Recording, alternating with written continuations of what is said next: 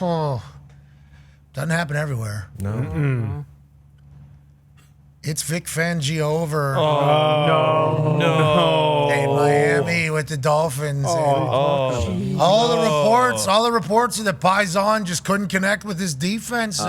Drew Rosenhaus gave a statement basically during an interview. There was Omar Kelly, who has covered the Miami Dolphins for a very long time, basically said that a topic of discussion for a lot of defensive players in the McDaniel exit interviews were like, yeah, we just don't really like playing for this guy. Guy sucks. This just ain't how this is going to go. Not cool. There's been alleged situations where Jalen Ramsey has come out and been frustrated with the way he's being used or how it's happening. And seemingly, he's not the only one. So I think he signed a 4-year deal to be the defense coordinator down there. It doesn't make its way into the second year, and now he's with the Eagles. And the Dolphins are allegedly looking at Brandon Staley, who, if you do recall, Jalen Ramsey was playing great football with when Staley was the DC of the Los Angeles Rams. Bubba Gumpino, did we know that this was Vic Fangio over so quickly? What happened? I had a weird feeling this was coming for some reason. I don't know why, but the whole secondary appears to have not liked Vic at all. It was nobody, not Chubb, not anybody who played D-line, linebackers. It was only the secondary who appears to have an issue. I would rather not have Brandon Staley, but let's see what happens. He was a good DC. That's why he got the head coach. Remember, he's a quarterback who's a DC. Gains through the eyes of a quarterback. Boom. So he's the perfect mix. Maybe the head coaching role just wasn't for him. Maybe Vrabel doesn't get a head coaching gig. Maybe Belichick doesn't get a head coaching gig. You know, Belichick coming down to Miami to be a DC seems a bit far-fetched. But let's shoot for the stars. Why not? We were paying Vic Fangio $10 million, so why not? Okay, so allegedly Staley, I don't know if that's been made official. That's just the internet was kind of placing him there as the new DC. Vic Fangio does end up going to Philly in like a day. Yep. That's like less than 12 hours. AJ, it's pretty wild to see what's taking place. A lot of turnover seemingly happening pretty quickly here around the NFL. Yeah, I wanted to ask Chuck actually. So Chuck, as a head coach, if you're doing exit interviews and you have multiple players and not guys that are scrapping for time and maybe disgruntled because they're not getting enough time, like you have legit starters coming to you and multiple guys say, hey, they don't like this guy, they don't like how they're being utilized, they don't like the scheme. What do you do? Like, have you ever been in that situation? Yeah, you have. You don't have to name names. To me, AJ, it's like there's some programs that do really, really good that don't foster that kind of stuff.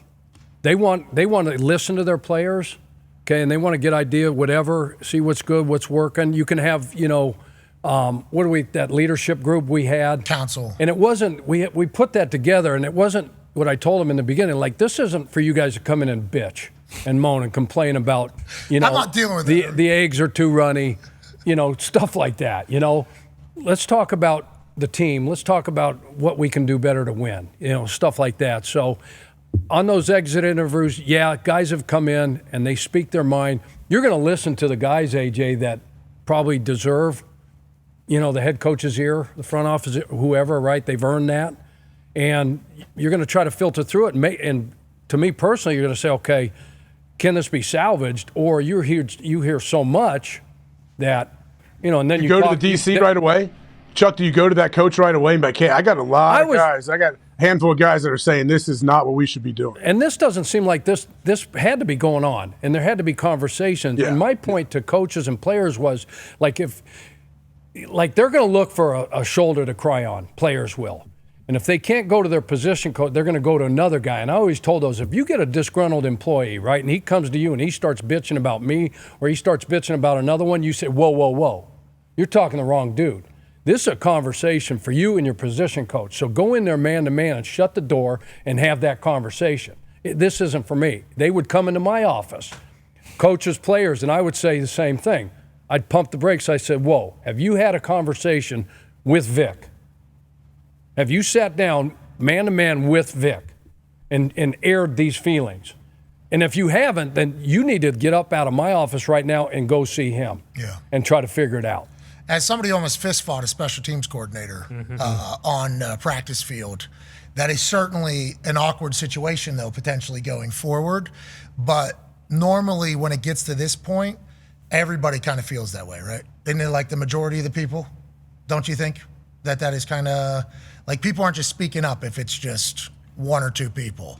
Like I was not going to put myself in the position that I was going to put myself in if I didn't feel like this is how every human feels. I think that has been on display here in the last couple weeks pretty publicly.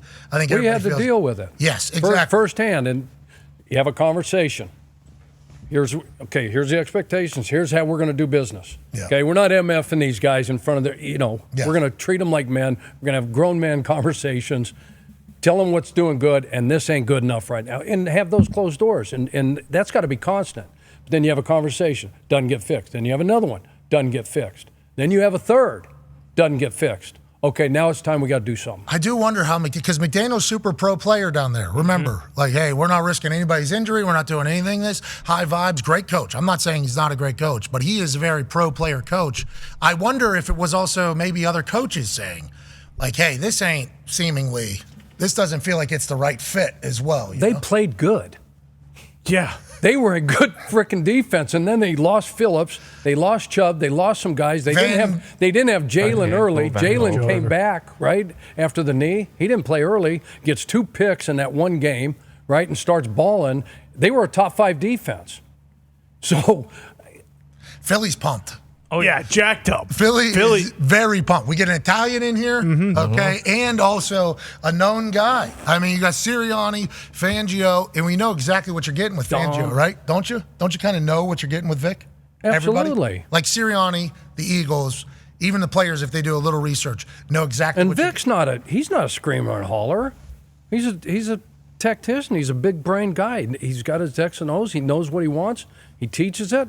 And he's up front, Good for Philly. Now, Miami will figure it out. It just wasn't right for them, right, Gump? Yeah, the Cam Smith they drafted in the second round, cornerback, did not play one single snap this season, and that was he was the first guy to tweet out. He tweeted out just a lock emoji. Oh, nice. We got to go back and rewatch Hard Knocks now, the end season. He wasn't really on it. Fangio stuff. Wasn't really on it. Yeah, but even just the vibes of the defense. Like there was that one scene where McDaniel's running around to everybody talking a whole bunch of junk, and there was one group, and this isn't like a bash towards them, but when he goes over to the DBs, Jalen Ramsey doesn't even turn around to acknowledge back to him. Yeah, and that's the head coach. So like that little scene as a vibe feels like that's a problem. Yeah, so that Philadelphia Eagles situation's hilarious. Yeah. You got a millennial, like a lot of love and respect for Mike McDaniel. Listen to the way he What said was that, Chuck? And then you got Keep it coming. Then you got Whatever it was, keep it coming. It just might have been Tony? oil, Let it fly, oil Chuck. and gas. You got a 67, 68-year-old school guy, and then you got the guy in Why'd you say joggers. this? It's about Why did you millennials. say, because is Vic taller than him, or that was just age scale? No age. This is age. Okay, because it felt I didn't like whoa. No. Yeah. And he's he's proven to be a really good coach, but it just might be just like. Shouldn't that be the best staff, though, Chuck, to have the best staff, to have a mixture of, hey, we got some tough, old school, hard-nosed guys mixed in with the younger generation? I would want that.